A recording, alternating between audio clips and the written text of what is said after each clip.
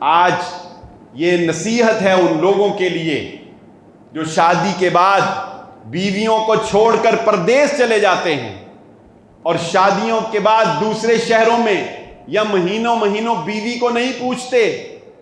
اللہ کی قسم اگر ان کو یہ بات حضرت عائشہ کی سمجھ آ جائے تو انہیں دین کی محبت سمجھ آ جائے۔ وہ شادی ہی کیا جس میں میاں بیوی جدا رہے ہیں۔ رسول اللہ صلی اللہ علیہ وآلہ وسلم کی بیویوں کے ساتھ محبت یہ تھی، ایک مرتبہ حضرت عائشہ صدیقہ رضی اللہ تعالیٰ عنہ اور دوسری ازواج بھی سفر میں ساتھ تھیں۔ حضرت عائشہ کے ساتھ نبی صلی اللہ علیہ وآلہ وسلم نے سوار ہونا تھا، غلطی سے اونٹ تبدیل ہو گیا اور نبی صلی اللہ علیہ وآلہ وسلم دوسری سواری کے اوپر سوار ہو گئے۔